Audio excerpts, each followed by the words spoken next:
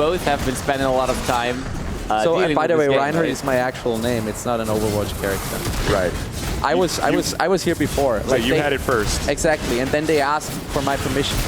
That's mean, right? If someone like... It's fine. I gave it to them. I was always very annoyed that there are like not a lot of Reinhardts out there. Yeah. So I'm fine because like... And he's a cool character too, right? So yeah, it's pretty... A lot of people play him. Difficult to play for me. It's difficult to play, okay. When Blizzard puts out the statue for Reinhardt, it's going to cost like $800. I'll be on the pre-order list though. I can sign it for you. Oh my god. It's nice. You definitely, if there's something like an action figure of this, you should get it for free, definitely, because it has your own name on it. Nice. We also have figurines, by the way. Ooh. Yeah, we'll get to that in a second. That's, well, wow. Let's see here. So we have a couple more combat encounters before it kind of opens up for platforming and exploration. That's something that's really interesting for folks who are fans of the franchise, and they know that, you know, the three pillars of Darksiders have always been combat, platforming, and puzzles, and exploration. Genesis has all of that. Even though it's an isometric game, it's not like a room by room, clear the enemies, next room, clear the enemies, and that's it. There's actually quite a lot of platforming, and all of our dungeons are built with verticality in mind. So there's actually a lot of upward and downward movement to the layouts. So now that we've kind of taken care of the enemies, I'm going to go ahead and I'm going to start exploring upwards. Don't leave me alone. I think he's fine. You got this. Okay, in which way does the combat change, like in the cooperative mode? So are there more enemies, or are they stronger, or in which way does the balance work? I'd say, yeah, a little bit of both, right? So we tune the combat to be fun and engaging, right? We don't arbitrarily scale the difficulty just to kind of make it seem harder, right? We actually change the encounters to make sure that you're having a really good time for co-op, right? But they are different, right? And like I don't know if I mentioned earlier, the puzzles in the dungeon also change. Yeah, you said so. Yeah, so you need to cooperate there too, right? Yeah, exactly. Okay. Yeah, so it's a different experience when you're playing with a friend, which is pretty rad. I'm writing down questions, guys. So in the chat, don't worry if you're exploring something. Wrote your questions. You found a trick twice. Actually, that's a special thing. Yeah, that's a new pickup type for this game. So, like Darksiders that came before it, there's a lot of optional and side content and a lot of rewards for people who explore. So one of the new things that we're bringing to the table are trickster doors. Every level has a trickster door to find, and if you have enough keys to open it, you can open a new kind of branch of the dungeon that's optional, and there are very good collectibles behind those doors. So how did you find this on your first try? You know, intuition. You know, I've been playing the series for a while, and it just felt right to go that way. Yeah. You know, Okay, we put it there that Billy could find I guess. Just for the sake of the demo. Okay, cool. What do you think? I mean, are people rather playing the cooperative mode down there? Well, have you been watching? I actually, so I was able to kind of like, you know, follow the line and talk to people what they're excited about, right? When I finally got inside, it was a split, right? Because some people are really excited about co-op because they're here with friends and they want to experience with friends. Other people who might be more used to the single-player Darksiders, they're playing single-player mode, right? Because they want to pay attention to their combos and be deliberate. Which is difficult at, you know, shows like this because it's loud or so you want to get a glimpse of the game, and you know some people just come alone, right? And it's with a stranger, it's not so cool to play co-op. But what's cool is regardless of what mode you're playing, it's really good and really fun, and it feels like Darksiders. All right. Mr. Developer, can you use that Fire Devil skill again, please? Oh, nice. I'll tell you what, let me use Stripes. So for the first time, we're seeing Stripes Chaos form here, where when we fill up all of our Chaos meter, you see the juiced up form. So yeah, I can wail on him this way, but ooh, he's got this ridiculous missile barrage, and it's just like, oh, it's like candy. Look at all those little orbs. This is complete mayhem. Oh, so Scorpionish. So crazy. Okay, yeah, that looked pretty neat. Right. Okay. Yeah, I think back at home we were like having discussions about like, I don't know, is it a little much? Is it too much? And we're like, dude, it's awesome. Keep it in, you know? That's nice. And if you can notice here, execution moves are back from the earlier games. And we have a unique animation for every enemy for both characters. Yeah, our animation team they're ridiculous. Okay. And badass. Okay, there we see another. Yes. The Chaos form of those Chaos forms. Yeah, it was asked before if that's called Chaos form. So for War, it's called Chaos form, and for Strife, it's called Riot form. Actually. Riot So form, they all have unique names. Yeah. Yeah, like Death had Reaper and Fury had, what was hers? That rifle form? I don't know. No, Havoc. She was Havoc. Okay, there are people who know this. Those names changes all the time during development. You can't keep up. You know what? At the end of the day, it's all chaos. Right. Yeah. All right, so we're actually fighting a mini-boss here, right? So this is kind of like a culmination of all of our combat encounters for this portion of the dungeon, right? And I was going to say, before it opens up to some more platforming and puzzle solving. But yeah, this guy's pretty tough if you haven't played him yet, right? You can't get too close to him, so it's like, you know, go in and then back out. Yeah, right? I have to especially watch because you're like Strive, so you can, anyways, do range. Ooh, he's a heavy hitter. It's okay, I'm about to hit Chaos Form again. Bye-bye. Okay, this really is powerful. Got him. Nice. Okay, this is how far we've been playing, like on the first gameplay slot with Myri. Yeah, you want to see some more? I would hope so. Yeah. Yeah. Sure. How far can you play this demo anyway? You can play to the end of this chapter, right? And okay. What's cool too is if you do play to the end, you have an opportunity to unlock one of the permanent upgrades for Stripe. It's a new ammo type. So Stripe actually, his gameplay, he's twin stick shooter. And at any time you kind of open up this wheel and you have 2 ammo slots that you can socket, right? So you get 7 ammos throughout the course of the game. Yeah, you can show them now. Like I leave the creatures just for you. Yeah. So each ammo has it's almost like a different ammo for every occasion, right? Totally different attack. So this is my charge shot. The charge shot, the way that I play with the charge shot is almost like a sniper. It's like it's a piercing bullet, and so what I'm really trying to do is line up enemies so I can take them out with one shot. It's a very powerful shot. And if I'm very careful about my aim, I can be very effective with it, right? And I also have the static shot. If we go down here, we're going to get some more enemies to beat on.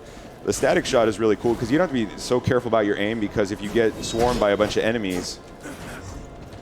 Here, let's see. Let's see if we can get some more enemies to spawn in. Either that or we wait till the next encounter and I show you how it can chain lightning between enemies so that you can basically clear out a bunch all at once. Okay. Yeah. Nice. So different ways to approach like enemies here. And so here's a light puzzle. This chapter is pretty early in the game, so you don't have a lot of gear at your disposal. But bomb growths return from the previous Darksiders game. So Reinhardt, if you go up there, or if you want, we can switch characters. There's a bomb growth in that little nook. Okay, I'll take over. So fans of the series will see a familiar element here. This is an inert bomb growth. So basically it's a bomb, but it's not primed, right? And so I can take these guys and throw them at these bomb growth crystals, right? But he's not going to explode, right? Because he's not imbued with fire. But War, like in the classic game, he can actually use his blade to target onto to torches and transfer fire between elements. Alrighty. And now, bam. All right, cool. Hidden enemies, yeah. That's always what you're looking for. So I was going to say, what's behind that? An enemy. All right, so now we have a switch where now we can cross this bridge. However, to kind of like punctuate our philosophy of freedom with our design, there's a whole optional kind of secret path across that also has some pickups as well. So there's not just one path through a dungeon, right? You really can play it and explore kind of in your own way and in your own fashion. So here, see, so now I'm getting a bunch of boatman's coins, which are the currency. So between chapters, you actually go back to a hub area, and Volcrum actually returns from the other games, and he's the vendor, and you're able to buy items and upgrades in him with those boatman's coins. Okay, so it's also heavily about looting here and there. I mean... Oh, yeah. Right, so you've got your major item chests. So there's secret areas where you find these chests that you can find like permanent upgrades to your health and stuff like that. Permanent things like your ammo types and enhancements and gear items. But also, I don't know if you noticed, like every once in a while, like an enemy has dropped this purple orb, right? And that's a creature core. And let's talk about the creature core system. This is also one of the first times we've actually been able to. So the creatures core system is really like our skill tree. Yeah, right? it's a skill tree. Can I talk about how different it is though from a traditional skill tree? You should definitely. So should I just go in and remove stuff? Yeah. Clear it out so we can start fresh. Okay, so in a traditional skill tree, right, you've got You've got... It's totally linear. Like, it's a setup like... fixed, right? The upgrade, it's fixed, even though you have choice to, like, which path to unlock, right? By the end of the game, you've unlocked everything, and it's very static. It's not dynamic, right? Things don't change over time. So our approach to it is we have this, like, board of slots that are in an arrangement, but you get to decide what goes in every slot. So... as enemies drop these creature cores, every enemy has a creature core, and every creature core has a unique buff to the character. So it's both statistical but also functional, right? So some of these change the nature of your abilities. So we actually go into this, right? This guy, the Legion, right? Instead of just increasing your stats, which it does, he gives a different property. So Strife has he's got a Wrath ability which lets him drop a Shadow Clone, which acts as a fixed turret, right? And then with that, it's interesting because it's like, okay, cool, now I have extra firepower on the field, and I can maybe like go to the other side of the enemy and get it from this side. With this creature core attached to my board, right, now my Shadow Clone has Taunt on it, so it acts as a decoy, which is able to draw the enemies towards it, right? So now, all of a sudden, I'm using it for a different, I guess, a function. For a different purpose. Right, so now as Strife, I can maybe escape the encounter, or maybe back off for a little bit, use a potion, change my ammo with a little bit more comfort, you know? So it's just, I mean, those are small examples, but like these creature cores, I mean, our design team has had so much fun thinking of how we can really like play with the systems we have in the game, because it's not just about numbers changing. Yeah, if people want to get really like crunchy with the numbers, we do have that if you want to go deep with it. But, you know, we know that, hey, it's got to be more fun than that. So each one of these things gives an opportunity to play the game in a different way. Okay. Yeah. I also like the synergy effect that happens there. If you like combine it correctly, if you say like you say with the turret and the decoys, like that's a great synergy, and you get it. I think one of the really cool things about this system is you can change it at any time. At any time. Yeah. These so are you not can really these are try not out different setups. Yeah. That's really quite unusual, and you can basically do that every time in the game, right? You could be halfway through a boss and think like, man, I'm really having a hard time. Go in here, respec, so that the boss encounter can be a little bit more manageable. You know what's going to be awesome is when people like online they put together the wikis for the different builds for your teams. It's like chapter 3, this is your build, right? Chapter 8, this is your build, you know, and so it's really exciting. Are you following these wikis for the games you play? Do I? Yeah.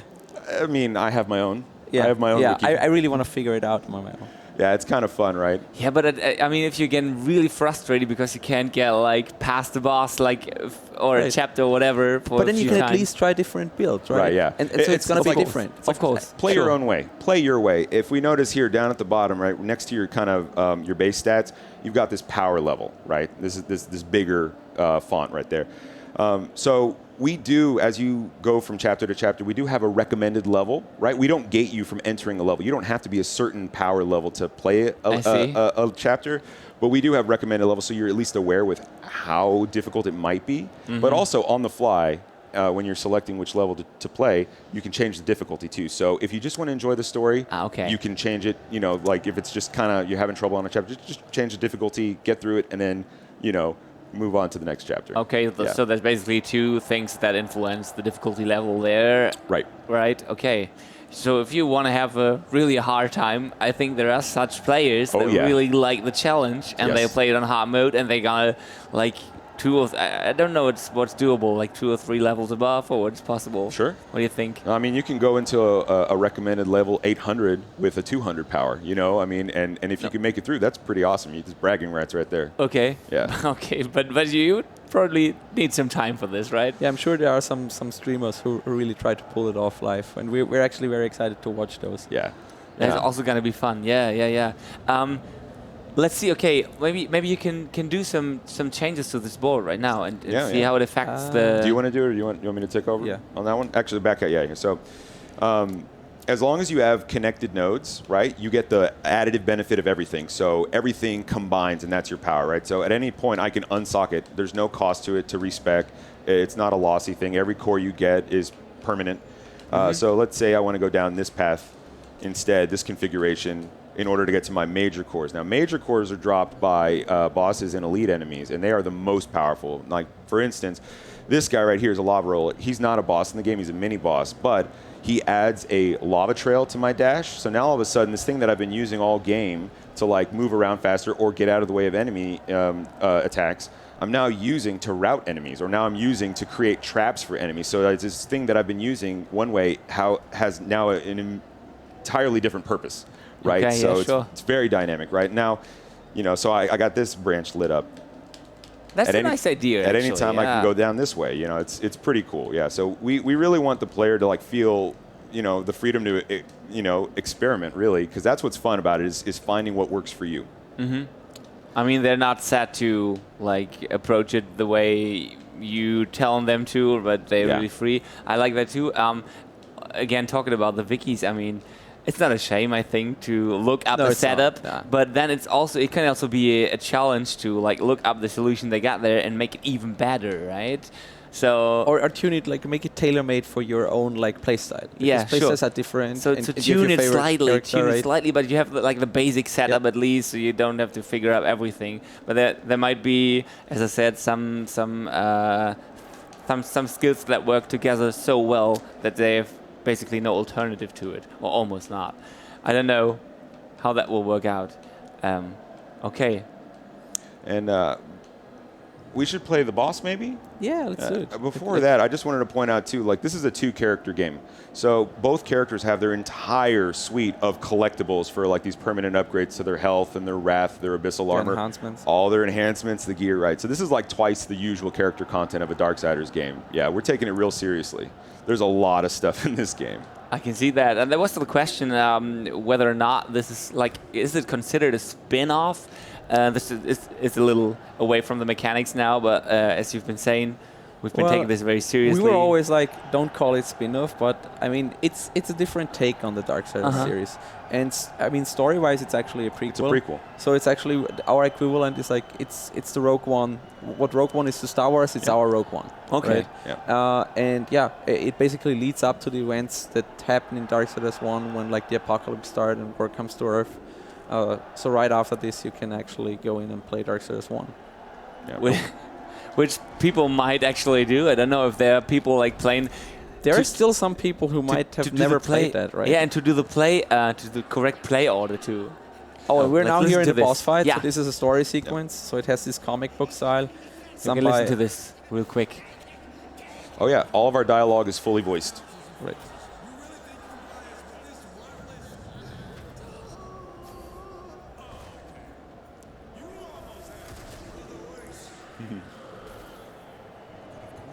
About the Animus. Oh. Right.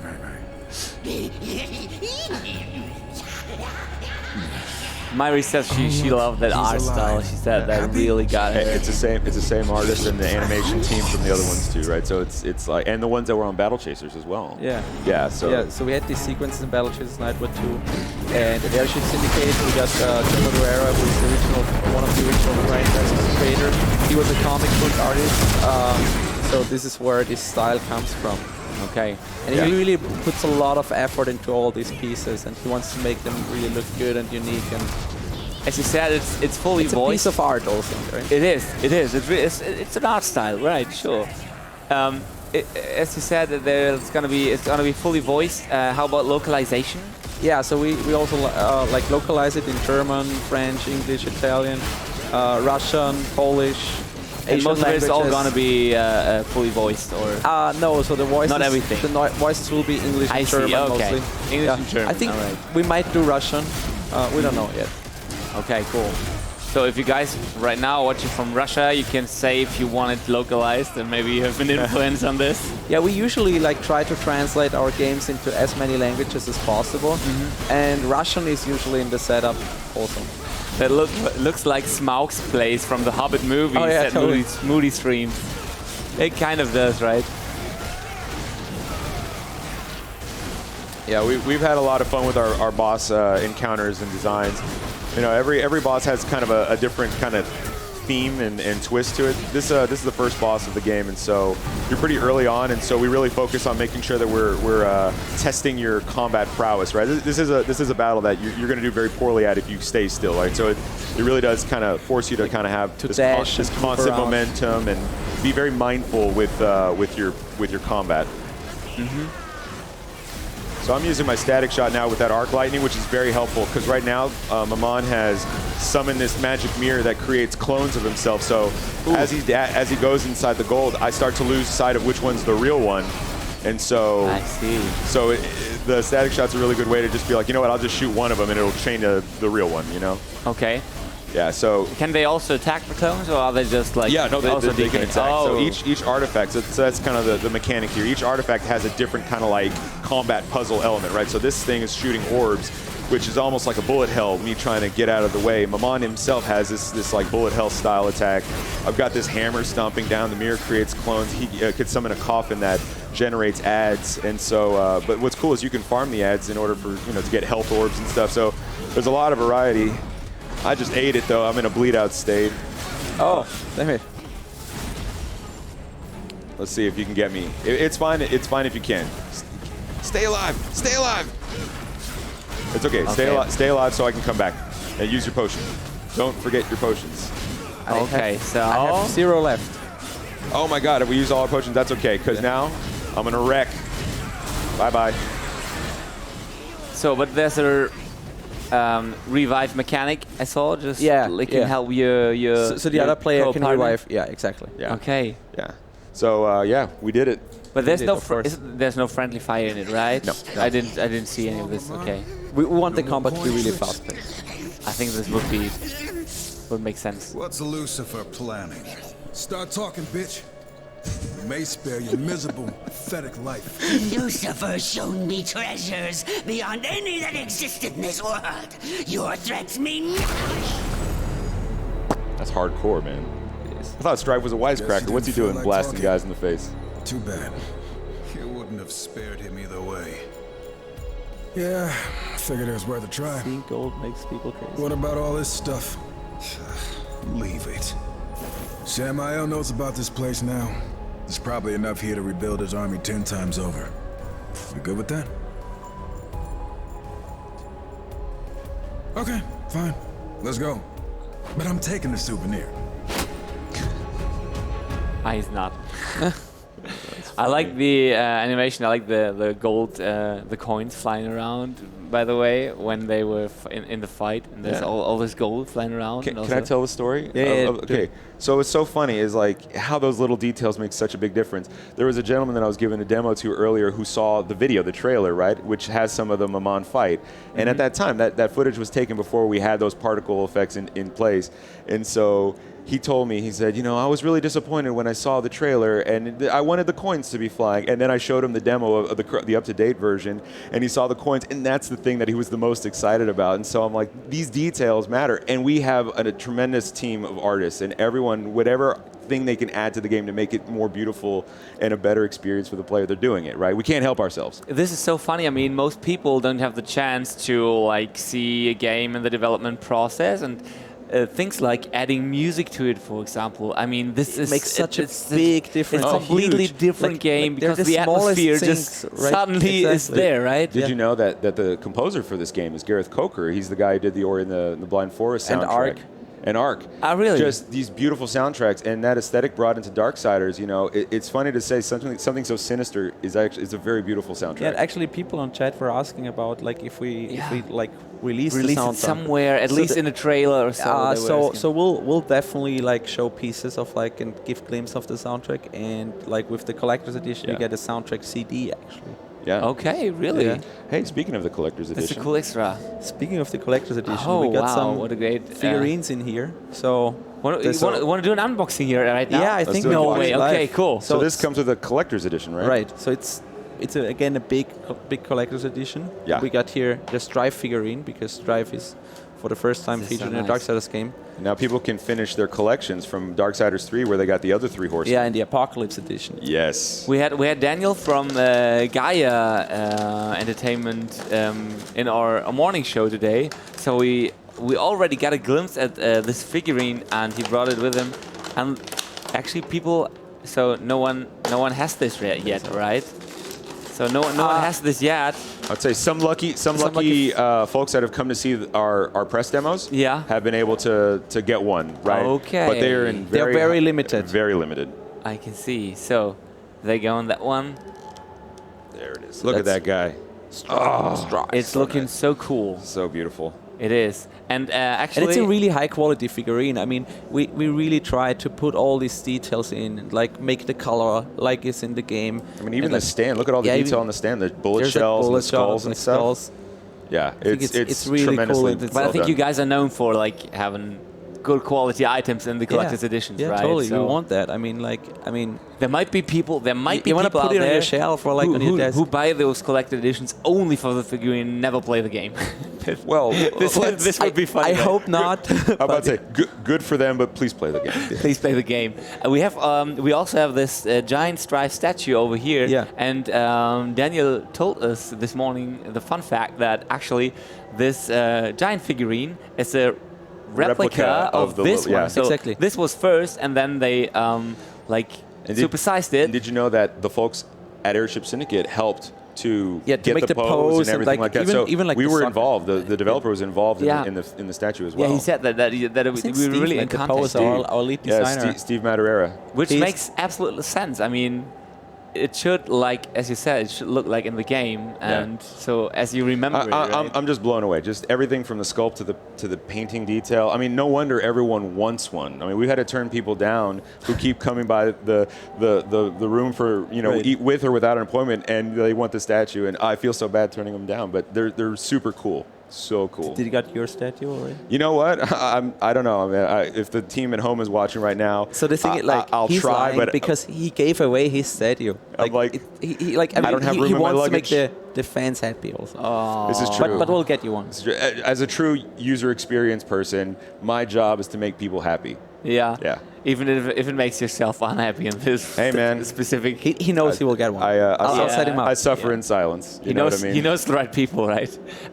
Just real quick, I have some more questions noted down. If you guys in the chat, if you have anything else, just fire it. We're here. I don't know how much time we got left still, but let's do at least some stuff here. Okay, what about the areas in the game? There was a question whether or not they are random or all preset, or how many random elements are in it. So the levels themselves are handcrafted. That's right. This isn't like Battle Chases where the arrangement of the dungeon was randomized each time you went into a dungeon. I suppose so. So also with the little quests and riddles and stuff you gotta solve, right? That makes sense. And also with the enemies.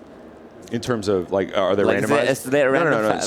So our design team has again, they've tailored the levels to be very, very specific in their encounters and in terms of making sure the pace feels balanced as well.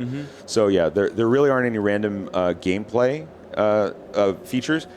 The randomness comes, I think, from like the creature core drops and things like that. From your own, right? How you use the creature core drops. You can go through one level doing nothing but your base attacks, because there's a whole even combat tree to unlock, outside of wrath abilities and stuff. So, yeah, I mean, I think there's a lot of replay value. So I imagine people will play levels over and over again. In single player and in co-op. Yeah, that should be noted. Like the combat setup and like puzzles. Okay. I like to think of someone who beats the game and then goes and starts the game on their, their friend is starting the game from scratch, and then they play co-op, and all of a sudden the guy who beat the game is bringing all their gear to the new game and letting them sequence break and get things out of order. It's kind of fun to think of, like, it doesn't break the game. It's still like totally fine, but like it means that every player is going to have maybe a slightly different path through the game.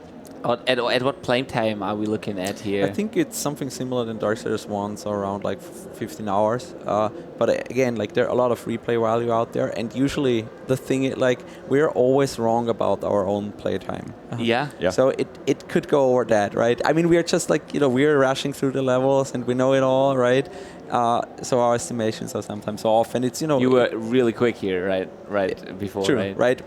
I mean, like before, that took way longer, right? That took almost double, right? Sure, of course. Right. I mean, she had to figure out some controls too. And I hope the experience was still like cool and like and she said she loved it. She especially mentioned the feedback she got from the controller during battle. So she said that like really, the vibrations. That was really like neat and crispy. That's also a small thing, like that can make an important and huge difference, right? Right.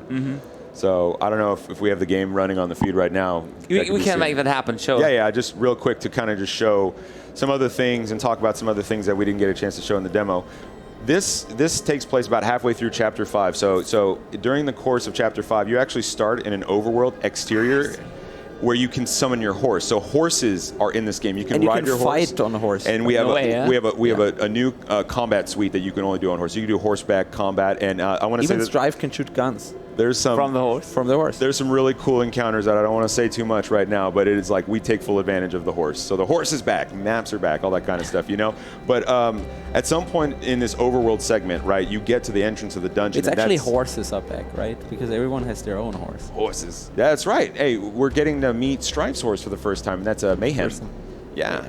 So that's really cool. Okay, what's a horseman without a horse? So a lot of horsepower here. Yeah, totally. I see. Sorry. What else did we got here? Platforms and release is of course always one big question here. What can you tell us about that? So platforms is PC, PS4, Xbox One, Nintendo Switch, and Google Stadia. I see. So it's basically everything. Yeah, exactly. I mean, we really try to make our games available on as many platforms as possible, so we can reach as many gamers. Okay. And release, I mean, we haven't announced the date, but it's going to be this winter. This winter? Yeah. Okay. So we're so one of the few, I think it's the only game here at the booth that's going to be released this year, right? So I think the others aim at 2020 mostly. Yeah, okay. I mean, like, SpongeBob and the Destroy Humans, right? They're further out. Yeah. We're pretty far. I mean, we started right at the end of Battle Chasers, so that was 2 years ago when we started to work on that game. So basically, the way it looks like, this level looks like, is very close to the final version, you'd say. Yeah, I mean, there's always like things like combat encounters and stuff like that. You tune it to the really last second to make it good. Like, we also don't try to hard lock us in too early, because stuff like the balancing is a very like interconnected thing. Like, for example, like if skills and stuff like that change, you also have to adapt the combat encounters. Okay, I see. So fine-tuning, basically. Yeah. But I mean, some of the other games we've seen here, they are still. I mean, SpongeBob, for example, still pre-alpha, so that's definitely that's actually stage, a very right? early that's game. Really early. Yeah. But anyway, it's cool that we have the chance to get a glimpse of this so early. I mean, people are really waiting for this, as I've told you before. Very good. So, any more questions, ladies and gentlemen? We don't have that much time left, so please go ahead.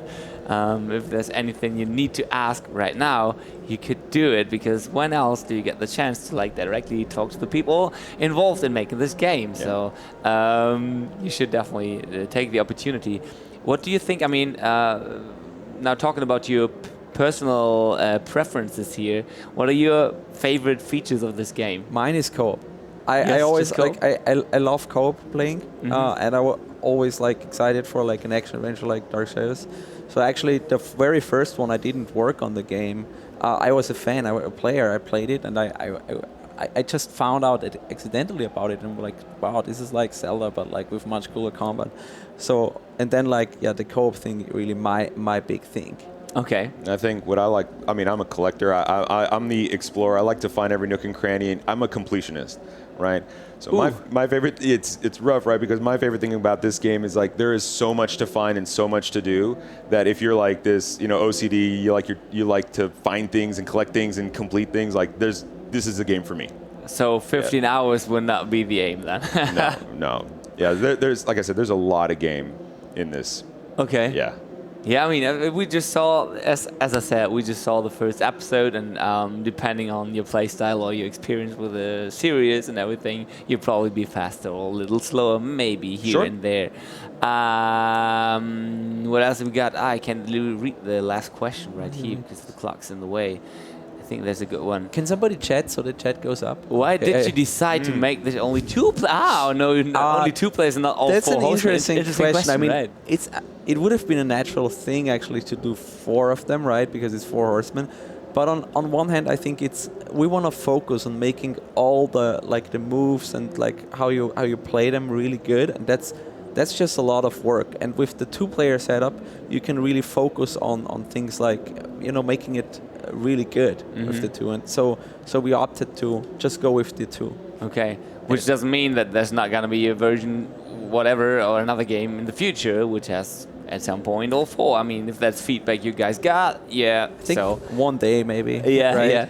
This is just a general wish list. I've also read someone who was like asking about or hoping for the localization in Russian, and he also said something that he wanted to have like the voiceover or text like separately controllable, so that you can either like have the text voice or the text content, or just the voiceover. This is something we generally like to do. I don't know if it's technically feasible right now.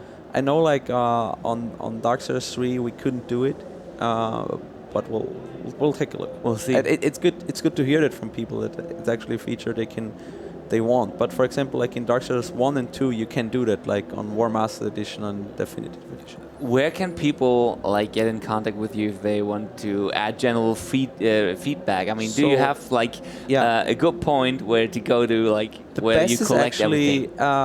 There's two things I definitely recommend. So one, our community hub on Steam, on our Darksiders Genesis page, and then we have a Discord server. I think it's discord.gg/Darksiders. Okay. So we have a vanity URL. You can go in there. We might organize also some like sessions where you can ask developers. Stuff like that. You should definitely do this. I mean, I've heard about who was saying they wanted to do this. Was it Black Forest Games? I don't know. Who said here on the? I think it's actually them. We did it last year for Darksiders 3 for the. And they do want to do more. I mean, maybe on this channel right now. So here's the Twitch channel. A lot of new people have arrived here during Gamescom already, and I think some more will come. So. Please, why not? This could be a good place to like have. It's always good to have the feedback and directly react to it, right? I'm also in this server. I mean, I like to hear it directly from fans, what they think, what we could do to do better, right? And I'm just excited to see their reactions. Did you have an opportunity to talk to some of the guys playing down there? Talking not so much, but I watched them over the shoulder, and it's really cool because sometimes like. They are excited about stuff that you don't have on your radar, and that's just a good confirmation that you do good. Yeah, I watched a guy who was doing really, really good on Mammon, but he was really close to dying, and I didn't want him to have a bad experience. He didn't know yet that he could use potion, so I like leaned in. I'm like, hey, push down on the D-pad and use your potion, and he's like, and it's like almost like this aha moment. It's like I have potions this whole time, and then he beat Mammon and had a really good experience. That was fun. Do you want to? Because otherwise he would be probably complaining. I played this game, but it doesn't have potions. That's right. It's my job to make sure he has a good time. Right. Yeah. So you have potions. You have potions. That's the good. D-pad down. Info here. Should make a T-shirt. Don't forget your potions. D-pad down. D-pad down. You should. I mean, could be like in the collector's edition or so. Don't. Or whatever. I don't know. A potion, yeah. Let's see here. One more thing. I mean, can you give some teasers to the stories about? I mean, we know how it will turn out eventually, because if it's a prequel, you know. But is there some we can talk about the basic setup, tiny bits. Just I think people were wondering whether or not like there were some specific faces revealed and stuff like that. So sure. So we have some familiar faces coming back. You could say that I probably shouldn't say too much, right? But there are some new faces too. I think there's going to be a new fan favorite among those new faces. Let's say, so this is a younger war, for instance. So this is a war that's maybe, very, very, he's like very dutiful. He doesn't ask a lot of questions, and he doesn't have any like kind of growing resentment for what the Charred Council is asking him to do. So he's very like good cop, And imagine this like a buddy cop movie, right? So Strife he's a lot more, I guess, he's a wisecracker. He kind of cuts the tension, or he's constantly trying to cut war's tension with like throwing him off guard and being more of a wisecracker. But he could be serious when he has to be. But Strife he's questioning. He's got all these questions, which is why it's great for like new players, right? He's asking a lot of questions that new players might be questioning. Like, why are we doing this for the council? Like, are we really helping, or are we like giving more power to Lucifer and things like that? We're seeing a different Samael. So this is Samael before the Samael in part 1. So this is like Samael in kind of a weakened state. And so like over the story, we watch his growth as well. So again, players that have seen the story from part 1 and 2 and 3, they're going to be able to get new context for these characters that they know, and maybe get a lot more depth, to kind of like round it out. So I don't want to say too much. All I will say is that this story does lead into the beginning of Darksiders 1. Okay, that's something I always like to if it adds to the character development and like give the background info, people were probably longing for getting. So yeah. Nice that this is in it. Okay, guys, if you've got no more questions at that point, then you probably all have to wait until like winter this year, until it comes out. But I think you can already pre-order it, right? Yeah, you can pre-order like the physical edition right now, like on retailers like Amazon. You can also pre-order like the collector's edition, and like you should save it early. It's limited. So this is in it. Yeah, this is in See it. here, We this also is got a right. board game. We got like the Nephilim edition. There was a question about this one too. Is that true? So there were like rumors about this board yeah. game. So there is this board game. It's called Darksiders: The Forgotten Land, and it's in the Nephilim edition, which is the highest tiered collector's edition. There's like also this beautiful statue, like figurine in there. But yeah, in the Nephilim edition, it's the board game, and the board game has like miniatures which are hand painted. There's over 60 of them. Yeah. Yeah, crazy. there's a lot of miniatures. So even like if you're not into the like playing board games, which I think you should try out. Oh like, man, you should just come for the miniatures. I actually think the Studio Airship Syndicate, I think that the guys there are maybe more excited about the board game because there's a lot of tabletop gamers. Everyone wants to get their hands on their minis. And actually, I think that's right now there's even a slight trend going on, like back to board games pen and paper in general, and, pen and paper. So I like that very much. I love to play them too. So that's cool that there's this huge variety of those. Will it be available at some point, like outside of this collector's edition, or maybe, but not yet decided? It's something we're really looking into. I can't 100% confirm it, but yeah, there are some plans about this. Might be possible. Right. Okay. Because we put a lot of effort into designing this the board game. But we also like, since like it has a lot of production value in there, like for the hand painted figurines. So we need to check what we can do in there. What would be? There might be like you might have to paint it yourself, right? Yeah. Which is also a fun thing, right? I mean, if you'd have a retail price that's reasonable still, exactly, right? So exactly. that's always the problem. That's a reason why those do not come painted in like or assembled in many cases. Or assembled, right? Yeah. Because that's really the part that is tricky to do and that takes a lot of time. Right. I mean, whoever ever done this, you will know. I think we have to rush to our stage. Yeah, show, you have actually. to. Is So it time? yeah, you really have wow. to. So we're really out of time. So I'm so sorry, but thank you guys for being here. This was really wonderful. Thank you for all the insight and the background information. Sure. And as I said, please just be patient for a little more, and Darksiders Genesis will be out there. It's the first title that we have here at this booth that's going to be come out. So we'll head to a short break, and we have some more awesome content today. We're going to look into Desperados 3, for example. Also have a developer interview of that. So it's all going to be very interesting. Please stay tuned. We're here until Saturday, like each day from 10 a.m. to 7 p.m. in the evening with all the lovely games we have here at THQ Nordic's booth at Gamescom 2019. So see you guys. Enjoy your next appointment. And well, it's a stage show, right? It's a stage show. Yeah. Yeah, you gotta go there. So it's right not. down there. At least it's not. It's not far. Yeah. Maybe we can get a glimpse at the stage show. Like we can get a zip line down Yeah, there. we That'd be will. fun. We will put the camera down. So Cool. It's gonna be Sure. good. Awesome. All right, guys. show. See you later. Bye bye.